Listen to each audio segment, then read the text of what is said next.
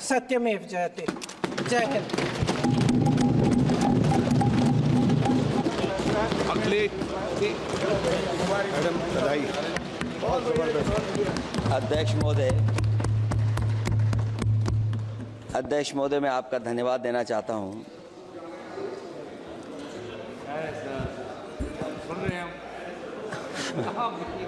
अध्यक्ष महोदय, मैं आपका धन्यवाद देना चाहता हूं। साथ ही साथ इस सदन में जो 75वें वर्ष पर संविधान की बहस शुरू हुई है, जहां सत्ता पक्ष से माननीय रक्षा मंत्री जी उन्होंने अपनी बात रखी। अभी कांग्रेस पार्टी की नवनिर्वाचित सांसद उन्होंने अपनी बात रखी। उसके बाद अध्यक्ष महोदय मुझे बोलने का मौका मिल रहा है।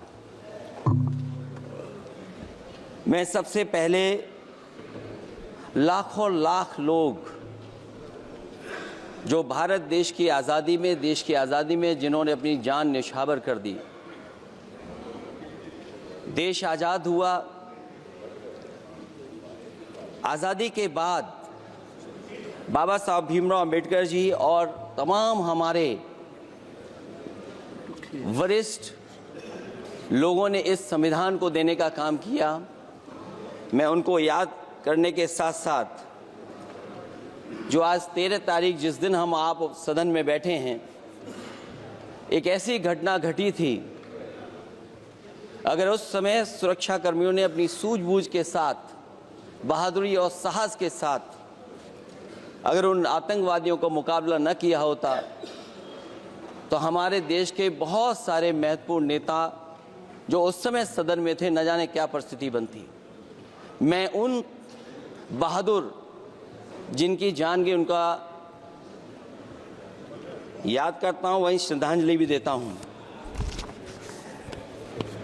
मैं इस संविधान की चर्चा पे जहां खड़ा हुआ हूं, मैं बाबा भीमराव अंबेडकर जी उनको श्रद्धांजलि अर्पित करते हुए जिन्होंने संविधान को देने का काम किया। हमारा संविधान जो तैयार हुआ है, उनकी प्रबुद्ध दृष्टि का परिणाम है कि हमारे पास न्याय, स्वतंत्रता, समानता और बंधुत्व के सिद्धांतों पर आधारित एक महान संविधान हमें मिला है। भारत राज्यों का एक संघ है और हमें विविधता में एकता पर गर्व है। ये हमारा संविधान ही है जिसने भाषाई, क्षेत्रीय, धार्मिक और जातीय विविधता वाले हमारे देश को एक साथ रखा है। ये संविधान डॉक्टर अंबेडकर जी ने कहा था कि संविधान की सफलता इस पर निर्भर करेगी कि हम उसके अनुसार कैसे काम करते हैं। ये देखना है, विधायिका, कार्यपालिका और न्यायपालिका की जिम्मेदारी है कि इस महान देश का शासन हमारे संविधान में निहित उच्च सिद्धांतों के अनुसार चलाया जाए।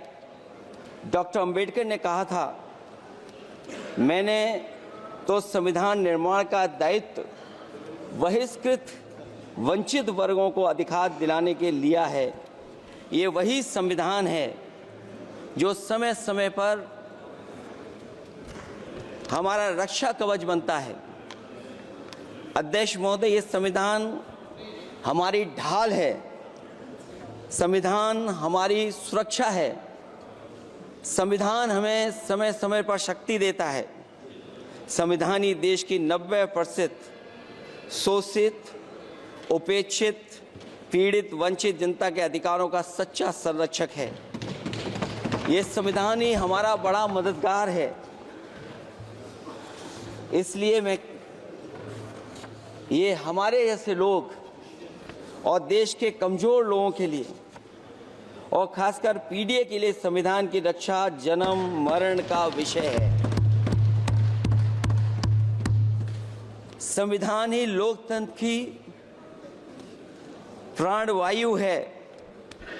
और जहां बाबा साहब भीमराव अम्बेडकर जी ने इतना शानदार अच्छा संविधान दिया, वहीं डॉक्टर अम्बेडकर ने स्पष्ट कहा था, जो हमारे माननीय मंत्री जी ने भी सत्ता पक्ष से वो बात रखी और कहा था, संविधान कितना भी अच्छा हो, यदि उसे लागू करने वाले लोग अच्छे नहीं होंगे तो परिणाम अच्छे नहीं निकलेंगे। इसलिए अध्यक्ष महोदय, इस संविधान पर लगभग 75 वर्ष में के बाद भारत की संसद में फिर चर्चा हो रही है। मैं कई महत्वपूर्ण बिंदुओं पर अपनी बात को रखना चाहूँगा। अध्यक्ष महोदय, हमारे संविधान की प्रस्तावना संविधान का निचोड़ है। सरकार के उद्देश्यों और लक्ष्यों को स्पष्ट उल्लेख है प्रस्तावना में। मैं प्रारंभ करता हूं संपूर्ण प्रभुत्व संपन्न समाजवादी धर्मप्रिय लोकतांत्रिक गणराज्य से। आज अध्यक्ष जी, सीमाओं की रक्षा करना संप्रभु का प्रथम कर्तव्य है। और अध्यक्ष महोदय, जिस देश की सीमाओं की सुरक्षा में जहां पर समय समय पर सेंध लगती हो, और हमारे माननीय मंत्री जी बेहतर जानते होंगे कि कई जगह पर हमारी सीमाएं सिकुड़ रही हैं। हमारे संसदीय मंत्री राज्य अरुणाचल प्रदेश में चीन के बिल्कुल बगल में रहते हैं। अध्यक्ष महोदय, ये जानते होंगे कि हमारे पड़ोस में कितने गांव बस गए हैं, न जाने कितना वहां पर गांव की तरह घर बसा दिए गए हैं। लद्दाख की तरफ अभी दोनों देशों की सेनाएं पीछे हटी हैं। हम अपनी सीमा में ही पीछे हटे हैं, और चीन जो हमारी सीमा में अंदर आ गई थी, वो हमारी सीमाओं से ही आंशिक रूप से पीछे हटी है। और अध्यक्ष महोदय, उस सीमा के पास एक रिजांगला मेमोरियल बना था। हमारे सरकार के लोग ये जानते होंगे कि जिस समय ये बात उठी लद्दाख को लेकर के, उस रिजांगला के मेमोरियल को तोड़ दिया गया। आज वो रिजांगला मेमोरियल वहां नहीं है। और उस लड़ाई के लिए अध्यक्ष महोदय, हमारी फौज के लिए कहा गया था कि हमारी वो बहादुर फौज है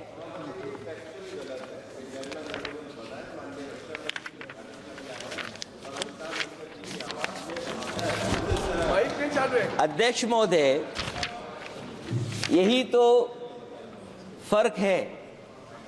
कहां पर था, कहां पर बना अब। और अध्यक्ष महोदय, मैं सरकार को बताना चाहता हूं, अध्यक्ष जी, मंत्री जानते होंगे, मंत्री जी, केवल 12 किलोमीटर सड़क बनी थी और पड़ोसी देश ने क्या क्या नहीं कहा गया। और वो समय आएगा जब हमें मानसरोवर और कैलाश पर्वत पे जाने के लिए भी वो देश हमें रोकने लगेगा। तो हमारी आज 75 साल बाद सीमाएं कितनी सुरक्षित हैं। क्या लद्दाख की वो फिंगर्स जहां पर हम पहले थे, क्या हमारी फौज वहीं खड़ी है कि नहीं खड़ी है? अगर आप रिजांगला मेमोरियल जानते होंगे तो लद्दाख की वो सीमाएं जो हमारे देश के अंदर थी, क्या हमारी सीमा वहां तक है कि नहीं है? आज सही है। ये देश समाजवादी गणराज्य बने। समाजवाद का सरल शब्दों में अर्थ है कि समता और संपन्नता हो। लेकिन देश में अध्यक्ष महोदय 2014 के बाद विषमता जिस तेजी के साथ बढ़ी है उसकी कल्पना भी नहीं की जा सकती है। 140 करोड़ में से 82 करोड़ सरकारी अन्न पर जिंदा हैं। अध्यक्ष महोदय, जो देश को ये कहते हो कि हम दुनिया की सबसे तेज रफ्तार पे चलने वाली अर्थव्यवस्था बनने जा रहे हैं, 3 पर पहुंच गए हैं और ऊपर जाएंगे। मैं सरकार से कहना चाहता हूं कि जब 82 करोड़ सरकारी अन्न पर जिंदा हैं और दूसरी तरफ देश की संपूर्ण संपत्ति के 2/3 हिस्से पर कुछ परिवारों का कब्जा है, अगर सरकार में ये बहादुरी और हिम्मत है तो इस 60% गरीबी के रेखा से नीचे रहने वाले लोगों की पर कैपिटा इनकम क्या है? अगर आपकी अर्थव्यवस्था ऊंचाई पर जा रही है तो हमारे जो गरीब लोग हैं, जो 60% गरीब लोग हैं, उनकी पर कैपिटा इनकम क्या है? और जहां समय समय पर सरकार अपने आंकड़े देती है, कम से कम ये आंकड़े भी दे दे कि गरीबी रेखा पर जो नीचे रहने वाले लोग हैं उनकी पर कैपिटा इनकम क्या है। इससे स्पष्ट हो जाएगा कि 5% लोगों की पर कैपिटा इनकम क्या है। हमारा प्रेमबली कहता है कि धर्म निरपेक्ष गणराज्य बने, राज्य की निगाह में सभी धर्म सम्मान हैं। हमारा सेकुलरिज्म हमें रिलीजियस इक्वलिटी का रास्ता दिखाता है। यही ना अर्थ इसका है। क्या इस पर सरकार अमल कर रही है? देश के 20 करोड़ से ज्यादा अल्पसंख्यकों के, विशेषकर मुसलमानों को दूसरे दर्जे का नागरिक बना देने का प्रयास चल रहा है। उन पर हो रहे अत्याचार प्रतिदिन बढ़ते जा रहे हैं। उनकी संपत्ति को लूटा जा रहा है, हत्याएं की जा रही हैं, घर तोड़े जा रहे हैं, उनके पूजा स्थलों पर कब्जा प्रशासन की मदद से किए जा रहे हैं। अगर ये धर्मनिरपेक्षता, तो धर्म शासित राज्य की क्या परिभाषा है? और हाल ही में हम लोगों ने अध्यक्ष महोदय उदाहरण देखा है कि किस तरीके से उत्तर प्रदेश में कई महत्वपूर्ण जगह पर इस तरह की घटनाएं जानबूझ करके की गई। मुझे याद है उस समय, जिस समय उत्तर प्रदेश का इलेक्शन चल रहा था, बहुत से लोगों को वोट डालने का अधिकार जिनको था, उनको अधिकार से रोका गया और जो लोग वोट डालने जा रहे थे उन्हें डराया धमकाया जा रहा था। ऐसे इंतजाम किए गए थे कि ये वोट डालने के लिए वोट बूथ तक न पहुंच पाए। वो तस्वीरें अध्यक्ष महोदय न केवल हम लोगों ने देखी, बल्कि पूरे देश और दुनिया ने देखी होंगी कि किस तरीके से उत्तर प्रदेश की सरकार के प्रशासन के इशारे पर एक पुलिस के अधिकारी ने महिलाओं को वोट से डालने से रोका और रिवॉल्वर दिखा करके कहा कि वोट डालने नहीं जाओगे। मैं उन बहादुर महिलाओं को बधाई देना चाहता हूं कि उन्होंने परवाह नहीं की और उन्होंने कहा कि इससे कुछ जान जाने वाली नहीं, अगर जान भी जाएगी तो हम वोट डाल करके आएंगे। क्या यही लोकतांत्रिक गणराज्य है? सच्चे लोकतंत्र में जनता संतापूर्वक मतदान के माध्यम से अपनी सरकार चुनती है। क्या हम सही अर्थों में लोकतांत्रिक व्यवस्था में जी रहे हैं, जहां सरकार मशीन और सरकारी मशीनरी के जरिए जहां चाहे अपनी सरकार बना लेती है, जनता के मत का कोई अर्थ नहीं रखे हैं, वह लोकतंत्र नहीं कहा जा सकता है। यह व्यवस्था जब तेजी से लोकतंत्र में तानाशाही की तरफ बढ़ रही है, हिटलर ने भी तो जनता द्वारा चुने जाने के बाद संविधान में संशोधन करके तानाशाही कायम कर दी थी। हमारी सरकार भी उसी के समांतर चलने का प्रयास कर रही है। प्रस्तावना में अध्यक्ष महोदय सामाजिक, आर्थिक और राजनीतिक न्याय दिलाने की बात है। अध्यक्ष महोदय, मैं जब सरकार की तरफ से माननीय मंत्री जी को सुन रहा था, उन्होंने जाति जनगणना को लेकर के कहा कि जाति जनगणना कराना चाहे तो करा लें। हम लोग तो उस पक्ष के धर लोग हैं, अगर आप करा सकते हैं तो आप कराइए। नहीं अध्यक्ष महोदय, जब कभी भी हम लोगों को मौका मिलेगा तो जाति जनगणना कराने का काम हम लोग करेंगे। सामाजिक न्याय समाज के अनुसूचित जाति, अनुसूचित जनजाति और अन्य पिछड़े वर्गों को न्याय दिलाने का बड़ा असर आरक्षण था, उसे समाप्त कर दिया गया है। आउटसोर्सिंग और कॉन्ट्रैक्ट बेसिस पर थोड़ी बहुत नौकरियां जो दी जा रही हैं, उनमें दलितों और पिछड़ों का कोई आरक्षण नहीं है।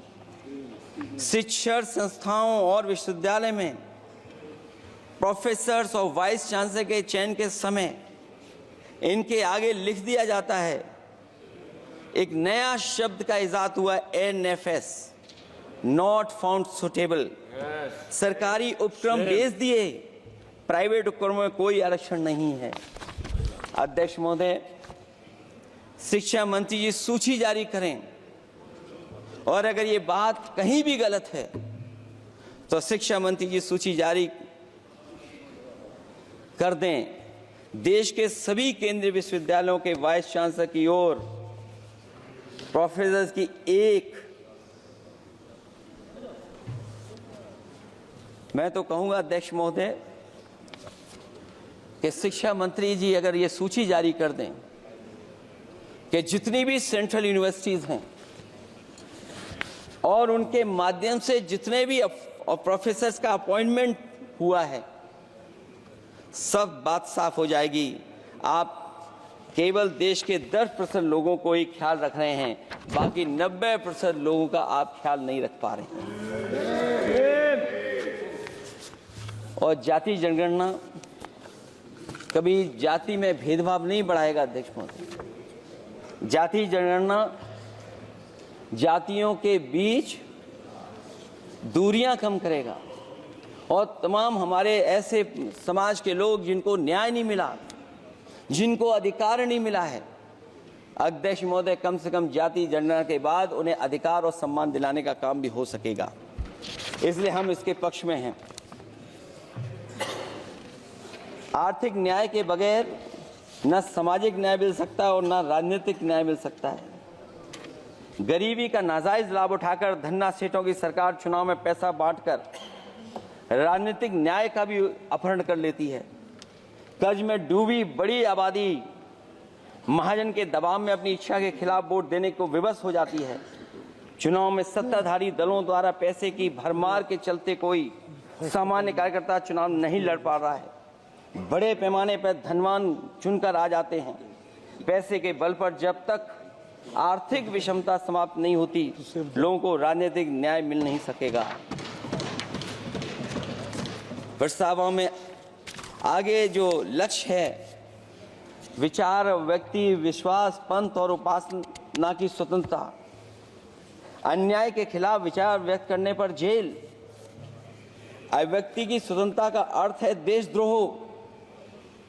अगर भाजपा के मत के नहीं हैं, दूसरे धर्म के हैं तो प्रताड़ना के हकदार हैं। और अब तो उपासना करने पर भी दिक्कत है, क्योंकि हर मस्जिद के नीचे मंदिर खोजने वाले तत्व इस देश को शांति से रखना ही नहीं चाहते हैं। उन्हें कानून की कोई परवाह नहीं है। मैं इस मौके पर धन्यवाद देना चाहता हूं। सुप्रीम कोर्ट का कम से कम वो फैसला आया है जहां कुछ दिनों के लिए ये पाबंदी लगाई गई। व्यक्तियों की गरिमा और देश की एकता और अखंडता को सुनिश्चित करने वाली बंधुता, ये विभाजनकारी नीतियां संविधान की प्रस्तावना के उस उद्देश्य से जरा भी मेल नहीं खाती है। व्यक्ति की गरिमा लिंचिंग से धूल दूषित हो चुकी है। उद्योगपति सरकारी आतंक से परेशान हैं, हो करके अपनी पूंजी समेटकर देश छोड़ गए हैं और लगातार जा रहे हैं। अध्यक्ष महोदय, आजादी के बाद उद्योगपति कभी इतने भारत छोड़ करके नहीं गए होंगे, देश छोड़ के नहीं गए होंगे जितने इनकी सरकार में चले गए हैं। अगर व्यक्ति की गरिमा सुनिश्चित हो तो कोई व्यक्ति क्या अपनी मातृभूमि को छोड़ करके जा सकता है। सरकार इस पर आत्मचिंतन करे। अगर आपसी मतभेद पैदा करके एक दूसरे के प्रति अविश्वास पैदा किया जाएगा तो क्या देश की एकता और अखंडता के लिए एक अशुभ संकेत नहीं होगा।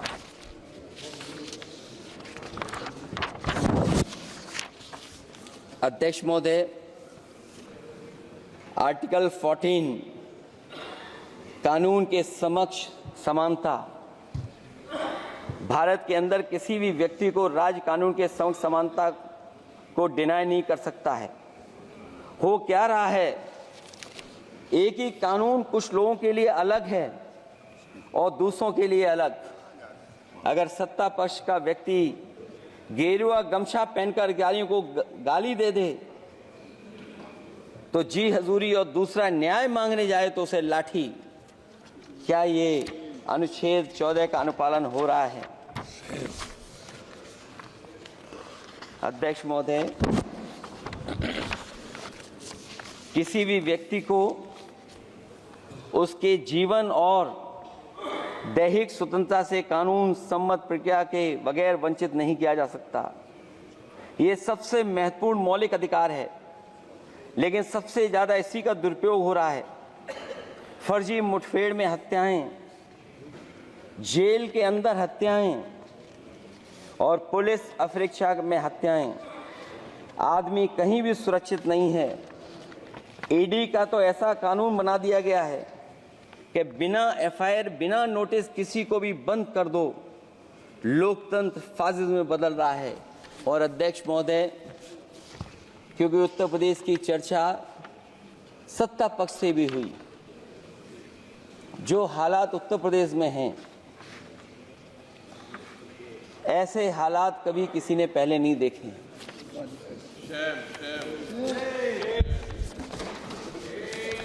जहां पर कानून की समय समय पर धज्जियां उड़ रही हैं।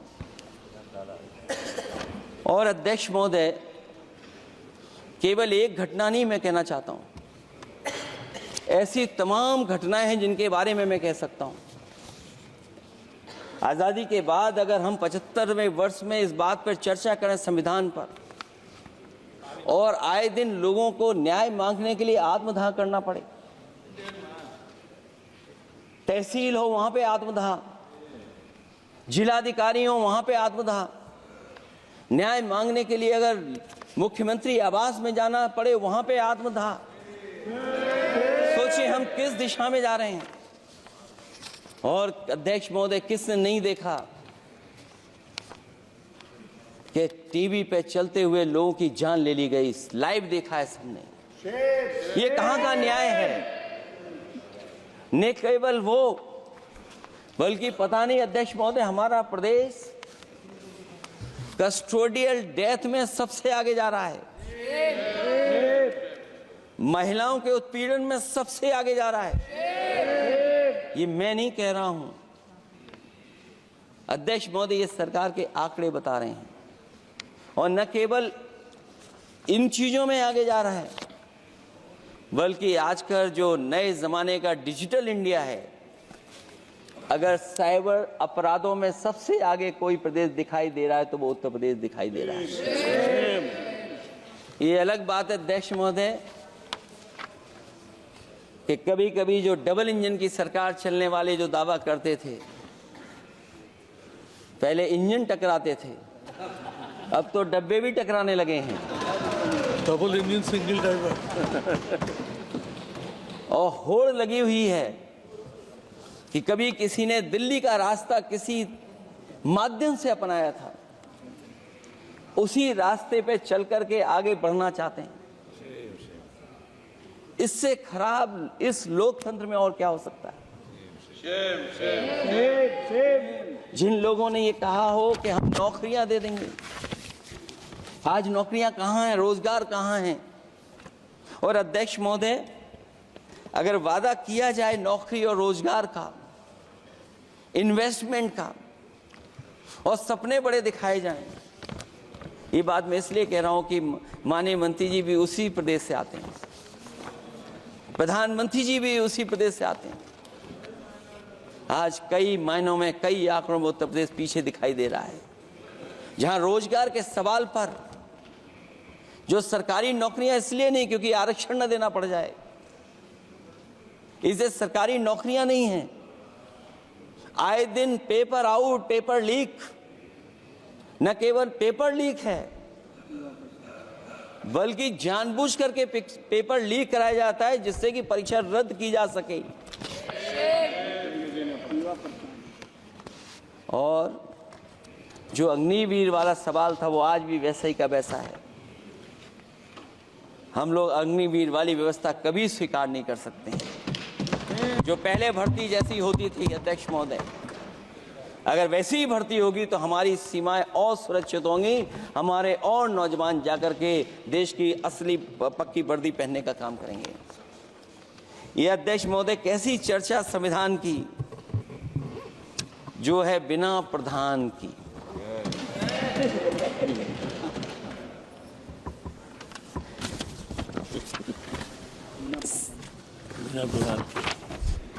अध्यक्ष महोदय, इस सरकार में जो लोकतंत्र के साथ खिलवाड़ हुआ है, इतना कभी खिलवाड़ नहीं हुई होगी।